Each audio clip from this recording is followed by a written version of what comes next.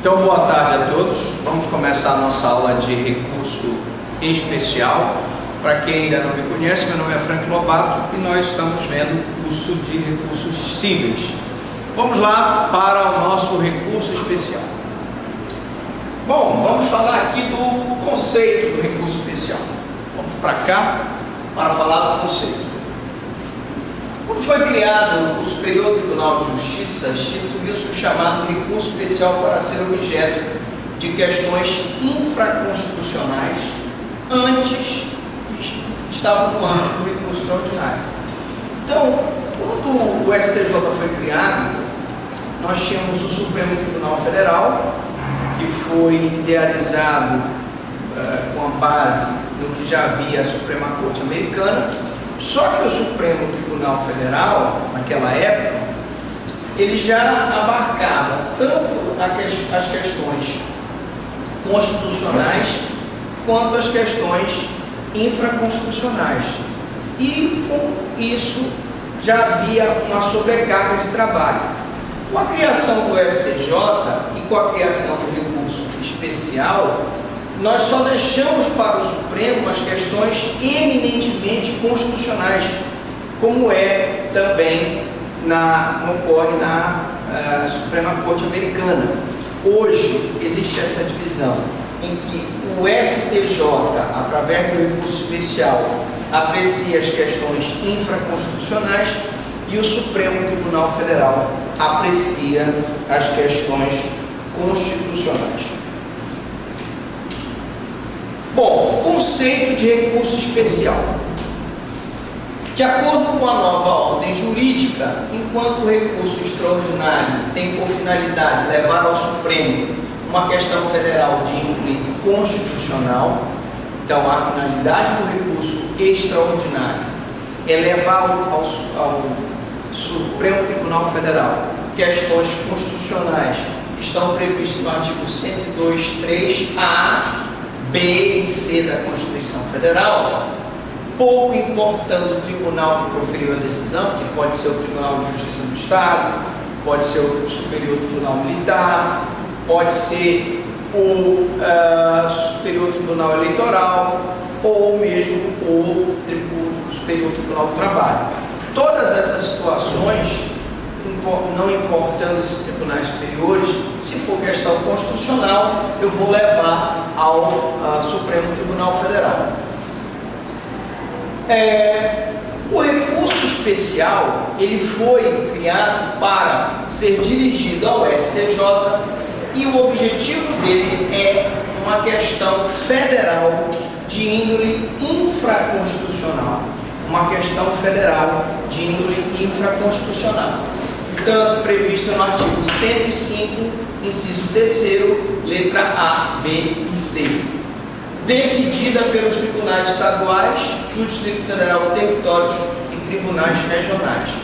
Então prestem bem atenção que questões infraconstitucionais decididas pelos tribunais regionais federais, o Tribunal Superior Eleitoral, tribunais estaduais, Tribunal de Justiça do Estado, do Distrito Federal e territórios, eles podem ser combatidos através de recurso especial de índole infraconstitucional.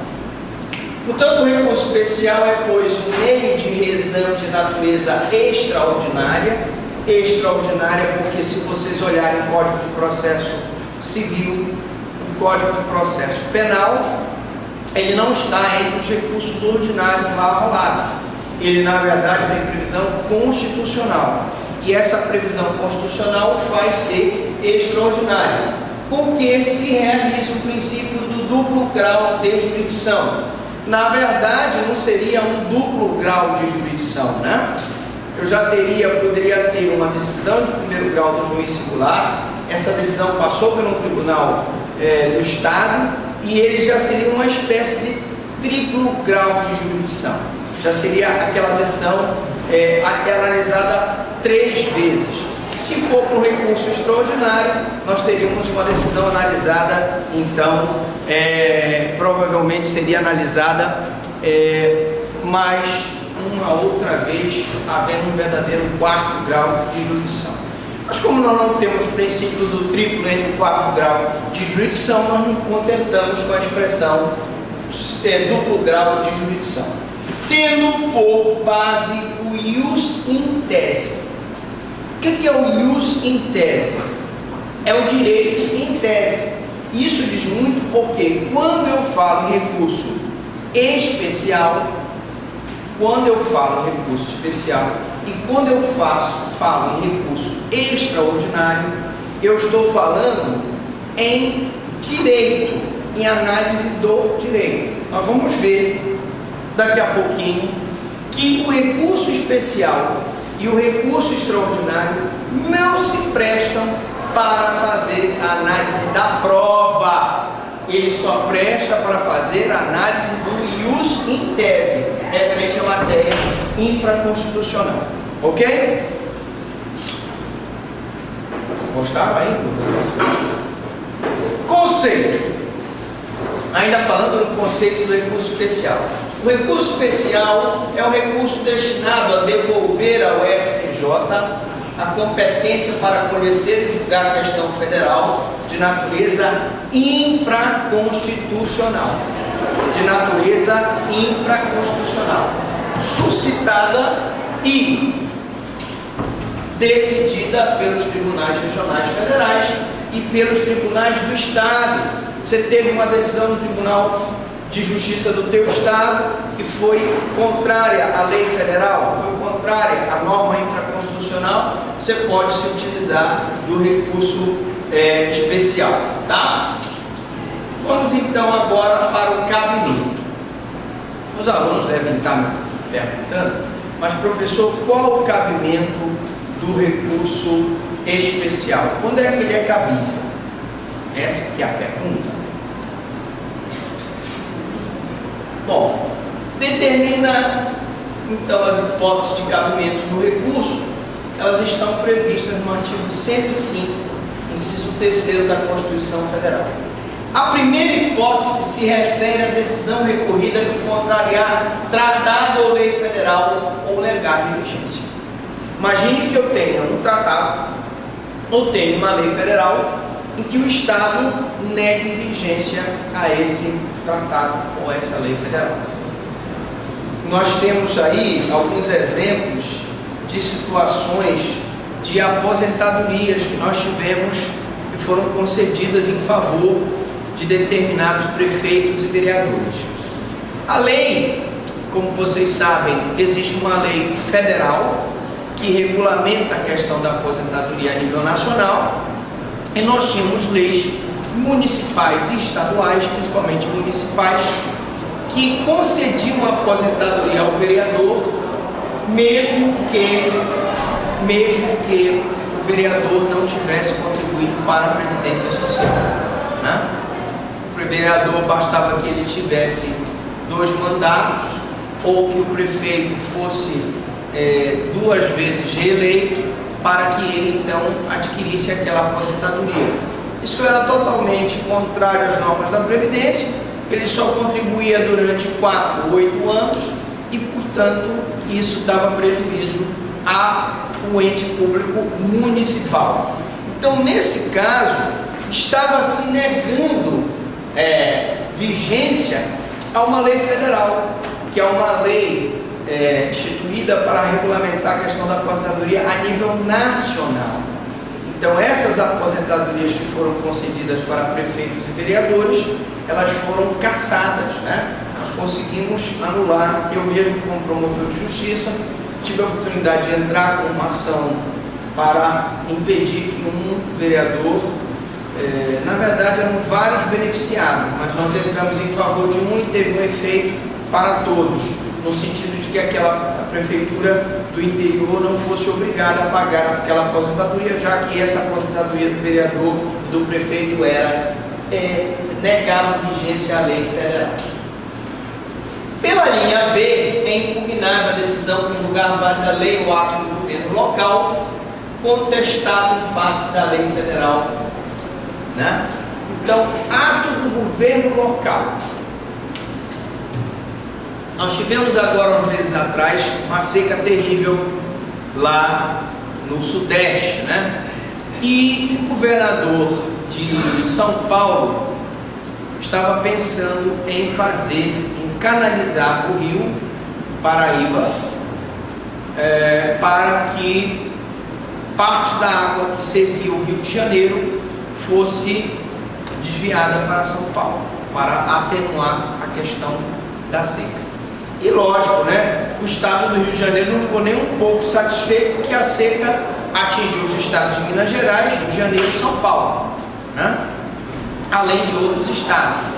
Bom, mas fundamentalmente nós tivemos aí essa questão que atingiu os estados. Logo, se essa questão fosse debatida a nível de recurso especial, nós teríamos uma contestação em face de uma lei federal.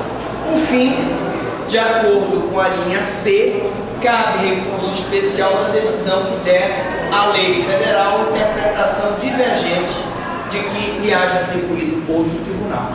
Então nós temos tribunais estaduais que dão uma interpretação divergente a uma lei federal. E aí eu posso citar vários exemplos, né, de situações que caberia um recurso especial perante o Supremo. Imaginemos que nós tivéssemos um litígio entre os estados referente à delimitação do rio. Nós sabemos que hoje a divisão entre o Pará e o Maranhão é feita pelo rio Lupi, mas essa divisão, se fosse questionada judicialmente, nós teríamos um problema a nível infraconstitucional, e aí ensejaria o recurso especial e até poderia ensejar o recurso extraordinário a nível do Supremo Tribunal Federal. Bom, professor, e o prazo? Vocês podem perguntar, se vocês não estiverem entendendo, pode mandar lá o seu Twitter, sua mensagem lá para o Facebook, para a gente poder responder. Mas o prazo, gente, está na Lei 8.078, de 28 de 5 de 90. Disciplina a interposição dos recursos extraordinários e especial. Essa lei disciplina a interposição dos dois, tá?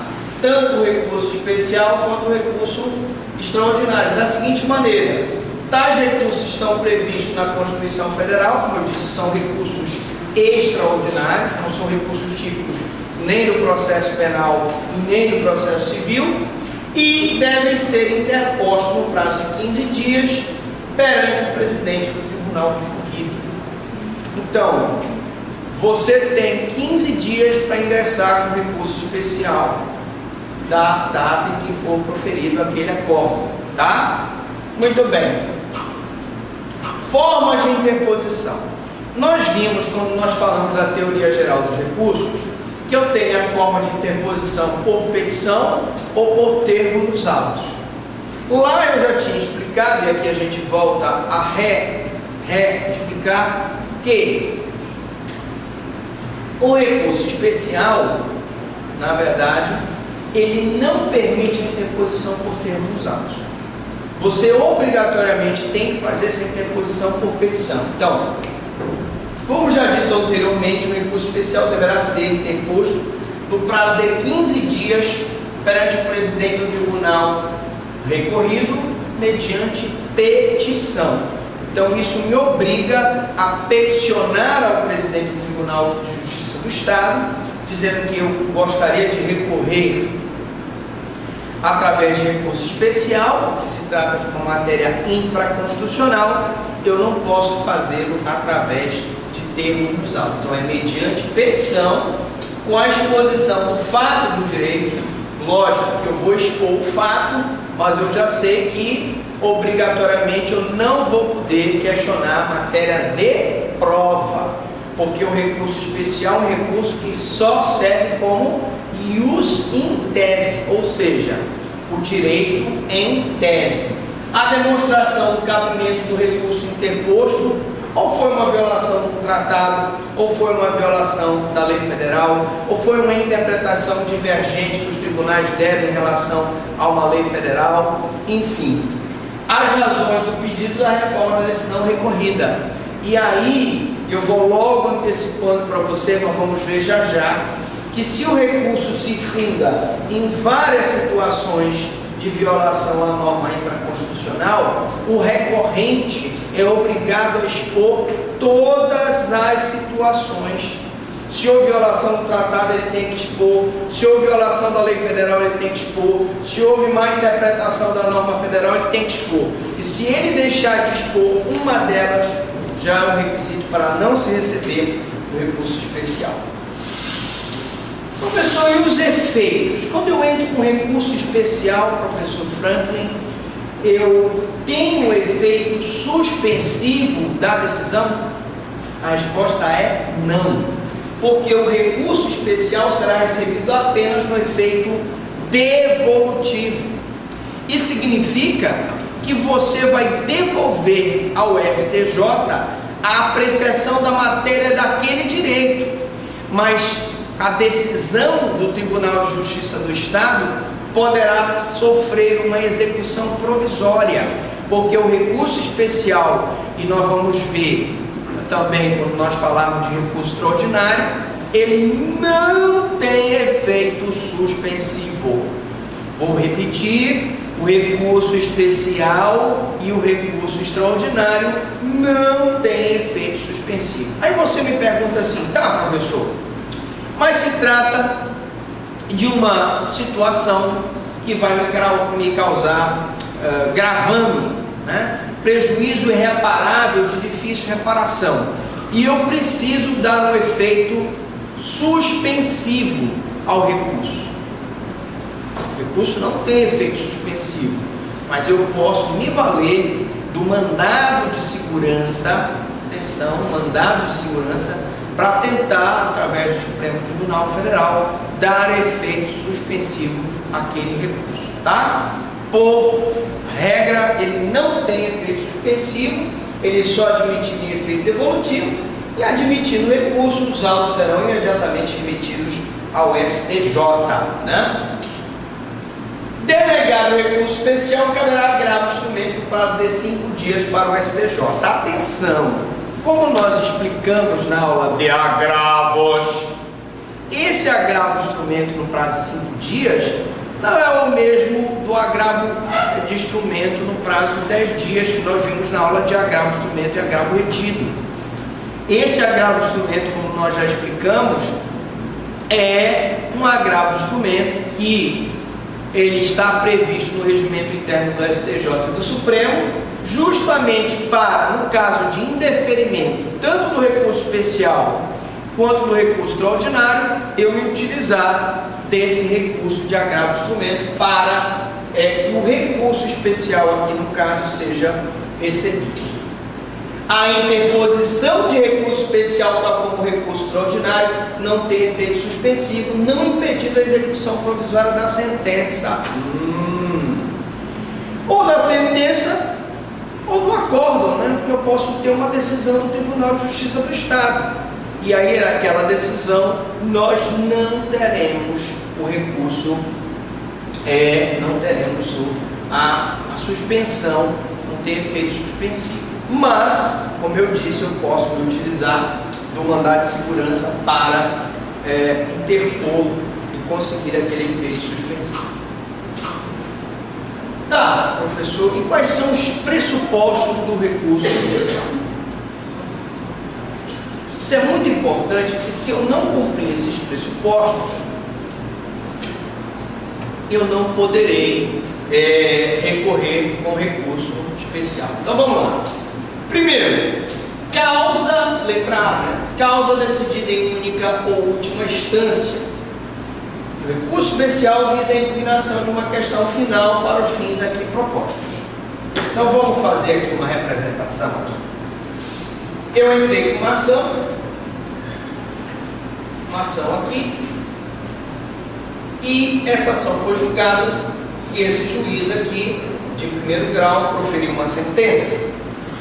Dessa sentença do juiz, eu recorri, através do recurso de apelação, para o TJE, eu vou colocar aqui, recorri da sentença do juiz para cá, através do recurso de vamos botar aqui maior, né? Vamos colocar aqui maior, para a gente poder Então, uma apelação, né? Uma apelação para o TJE. O TJE, por seu turno, da decisão do TJE, o TJE dá um acordo e mantém essa decisão. Dessa decisão do TJE, eu posso entrar com recurso especial, recurso especial para o STJ. Reparem que já é a última instância a nível estadual, o Tribunal de Justiça do Estado já é a última instância para você recorrer a nível estadual. Você teve o juiz de primeiro grau, você teve o Tribunal de Justiça do Estado, que é a última instância a nível estadual. Então, por isso é que o recurso visa a impugnação de uma questão final, né? Ou seja, última instância a nível, no caso aqui, estadual, tá? Bom, letra B, pré-questionamento, é outro pressuposto. Olha o que diz a súmula 282 do STF. É inadmissível recurso extraordinário quando não ventilada na decisão recorrida a questão federal suscitada. E aí, só fazendo uma alteração, é inadmissível o recurso especial quando não ventilada na decisão recorrida a questão federal suscitada. Então, se você vai entrar com recurso especial, você obrigatoriamente tem que ter suscitado a questão infraconstitucional na tua petição inicial ou no teu recurso perante o Tribunal de Justiça do Estado. Se você vai questionar no recurso um fundamento constitucional, obrigatoriamente você tem que ter ventilado nesse recurso a questão constitucional.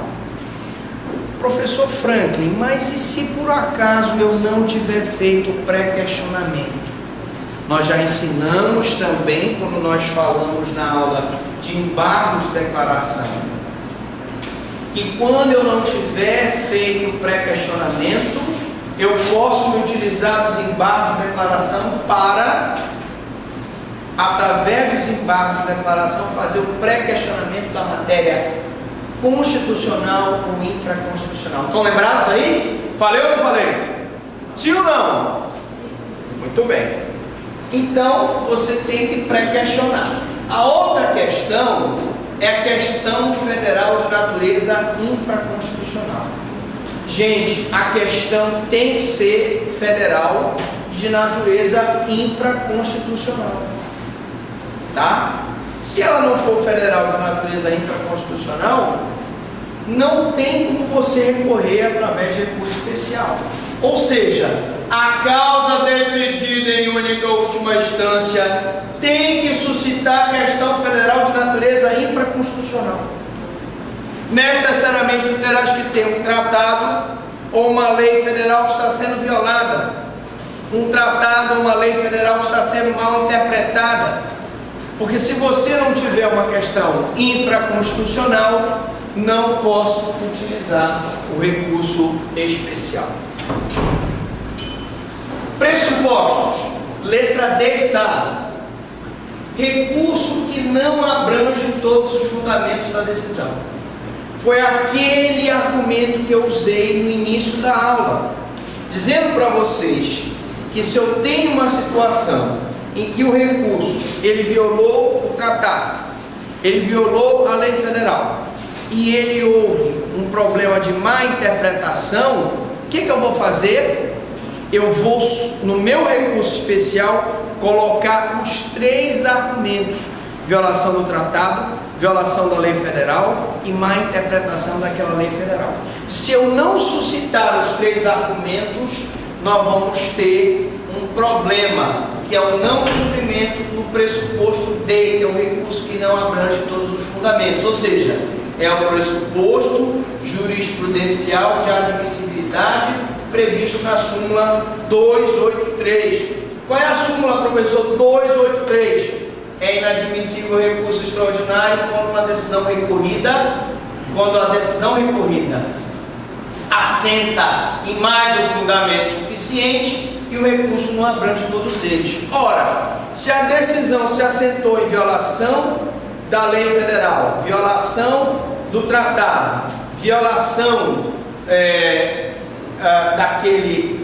ou má interpretação daquela norma, nós necessariamente teríamos aqui que combater cada uma delas, sob pena de nós não podermos recorrer a nível de recurso especial, porque o recurso especial exige que nós tenhamos a impugnação de cada um dos argumentos. Se eu me esquecer de um, eu esbarro nessa súmula 283 que diz, repetindo, é inadmissível recurso extraordinário, aí seria, é inadmissível recurso especial quando a decisão recorrida assenta em mais de um fundamento suficiente e o recurso não abrange a todos eles. E nós temos a letra E, que é o pressuposto do reexame de prova, né? Nós já vimos que recurso especial não se presta para o reexame de prova. Então, é o pressuposto jurisprudencial de admissibilidade previsto na súmula 279 do Supremo, que diz: para simples reexame de prova não cabe recurso extraordinário. Mutate mutante. Para simples reexame de prova não cabe recurso especial. Professor Franklin, então quer dizer que se eu entrar com recurso extraordinário ou recurso especial tentando fazer um simples reexame de prova, esse recurso não será recebido? Não, porque, como eu disse, recurso especial e recurso extraordinário se baseia no ius in tese, ou seja, no direito. Eu não posso pretender que o STJ e o Supremo analisem matéria de fato, ou seja, matéria de prova, instrua processo, salvo naqueles casos em que o Supremo funciona e o STJ funciona como órgão de instrução nas ações penais originárias. Bom, aí vamos para o processamento, né? Nós já demos uma pinceladinha aqui, eu vou só mais explicar daqui para cima, né? O recurso especial, como já vimos, deve ser interposto perante o presidente do tribunal recorrido e não diretamente ao Superior Tribunal de Justiça. Então preste atenção, quando você entra com recurso especial, vamos colocar aqui do lado, você coloca assim: excelentíssimo senhor, doutor, desembargador,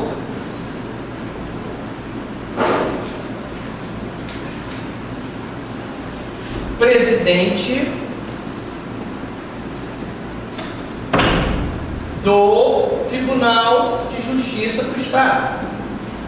Essa daqui é a tua petição.